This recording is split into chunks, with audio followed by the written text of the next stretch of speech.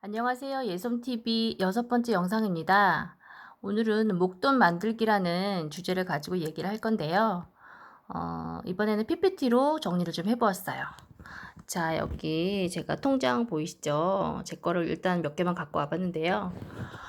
목돈 만들기는 당연히 뭔가 목표가 있어야겠죠? 그리고 목표를 하기 위해서 그 실천 방안이 되게 중요할 거예요. 자, 첫 번째, 통장을 분리하는 거. 통장 분리하는 건 얘기 많이 들어보셨죠? 지금 제 통장이 위에서부터 요 파란색은요, 급여 통장인데, 맨 위에 게 급여 통장, 두 번째 게 생활비 통장, 그리고 나머지, 여유분 통장, 이렇게 해서 급여를 받는 통장이 하나 있고, 급여 통장에는 이제 고정 지출 금액만 딱 남겨놓고 나머지는 다 이체를 하는 거예요. 그렇지 않으면 급여 통장에서 꼭 필요한 돈을 더 쓸 수도 있어요. 적금 같은 거 자동 이체로 연계해서 빠져나가게끔 하고 세금이나 각종 공과금 포함해서 급여 통장에 남겨두는 거죠. 그리고 생활비 통장, 여유비 통장 이렇게 해서 분리를 하는 게 돈 모으는 데 아주 중요하고요.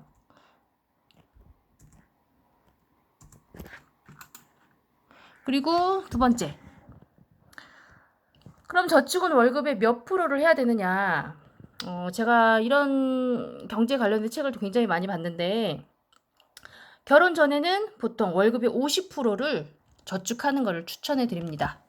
되게 어렵다고 생각하시겠죠? 만약에 200만 원을 버는데 100만 원을 저축하라 그러면 더군다나 월세를 산다 그러면 되게 힘들긴 하겠죠. 그때는 조금 융통성을 발휘를 해서 좀 해야겠지만 일단 결혼 전이라면 충분히 50%는 저축을 할 수 있을 거라고 봅니다. 그리고 결혼 후에도 아직 아이가 없다면 40 내지 50%는 추천을 합니다.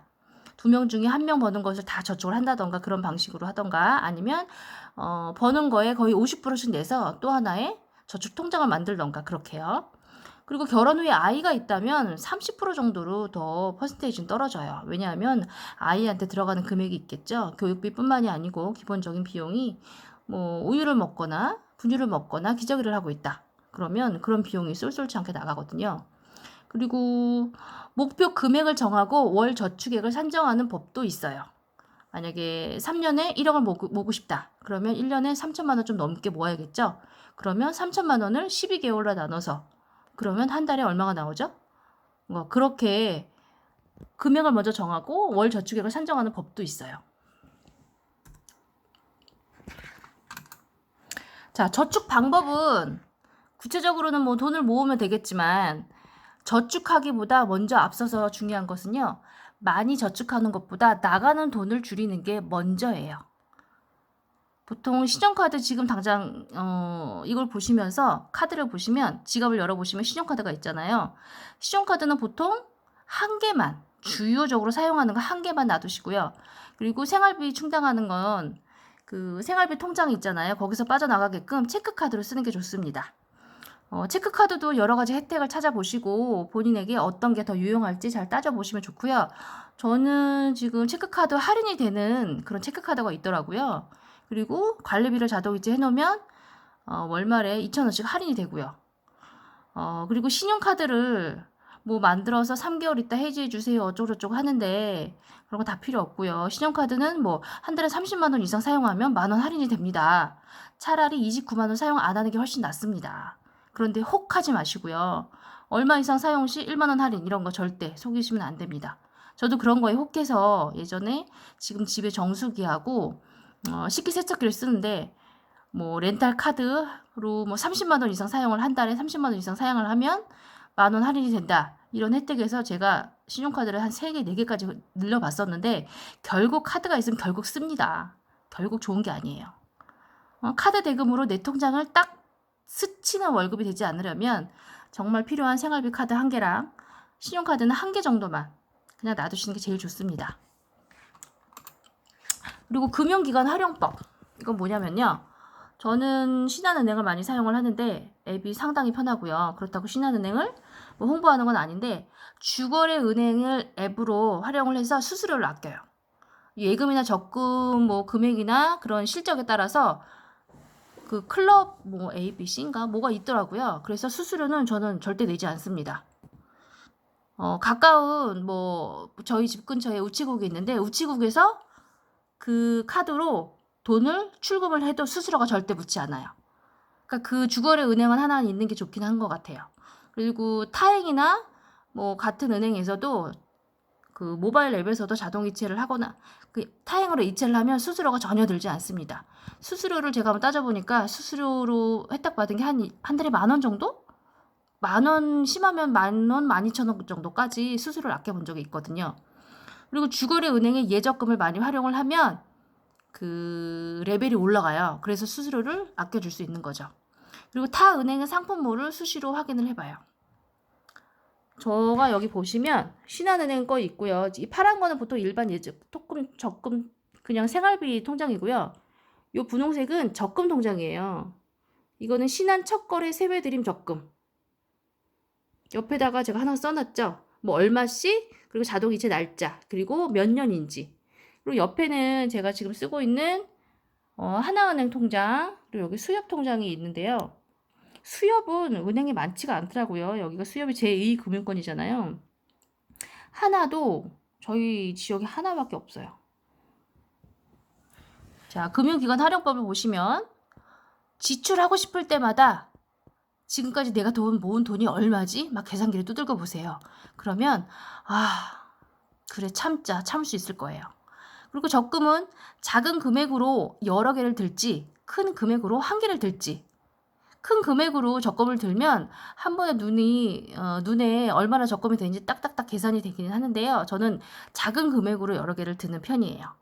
그리고 적금이나 상품몰에 들어가 보면 뭐 이율이 조금 높다 싶으면 보통 6개월짜리도 있고요. 그렇게 길지 않아요. 그리고 금액이 딱 20만 원 내지 30만 원 정도로 한정이 되는 경우가 있어요. 그리고 모바일에서 이체나 해지 등의 서비스를 다 이용할 수 있기 때문에 은행 갈 일이 거의 없어요. 1년에 뭐 한두 번 정도 가서 통장 정리하면 막 통장이 몇 개씩만 나오죠. 그리고 세금 같은 건 자동 이체 또는 지로 서비스를 활용하면 아주 편합니다. 그러면 적금은 언제 가입하느냐?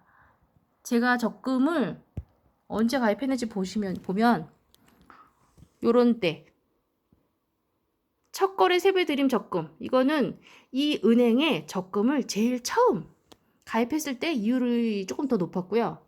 그리고 하나은행이나 이런 데 보면 설 특판 적금 같은 게 나와요. 그러니까 구정이나 뭐 추석 때나 이럴 때 보시면 상품몰에 들어가면 그런 적금 그 상품이 많은 것 같아요.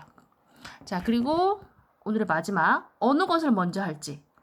지금 만약에 대출이 있고 적금도 부어야겠다, 돈을 부어야겠다, 모아야겠다 생각해서 적금도 부어야겠다. 그러면 헷갈리죠. 이 돈을 먼저 갚아야 되는지 아니면 지금이라도 돈을 먼저 모아야 되는지. 그때는 금리를 따져보고 결정하는 것이 훨씬 나아요.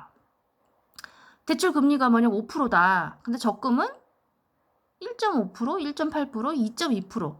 정말 얼마 안 되거든요. 그래서 대출 금리가 센 거 먼저.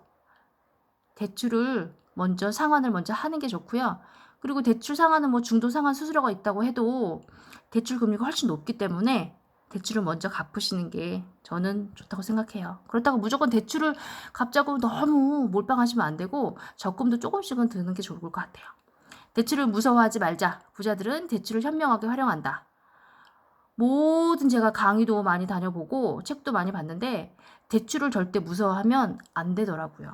대출을 현명하게 사용을 하고, 그리고 경매나 그런 거에 보면 수익률을 계산을 할 때 자기 자본이 많이 들어갈수록 수익률이 떨어져요.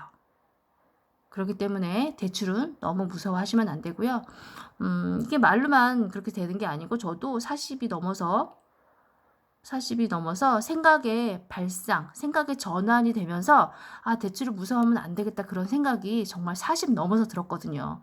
그래서 제 주변에도 아직 뭐 결혼 안 한 20대나 결혼 안 한 30대 주변의 사람들한테 대출 무서워하지 말고 집을 사라, 이렇게 얘기를 해도요, 대출이 너무 무섭다고 절대 움직이지 않는 사람이 정말 많았거든요. 그래서 아무리 말로 설명을 해도 안 들어요, 그 사람들은. 그래서 이게 본인이 느껴야지 본인이 행동을 하는구나, 그런 생각이 들더라고요. 일단 오늘은 여기까지 하겠습니다.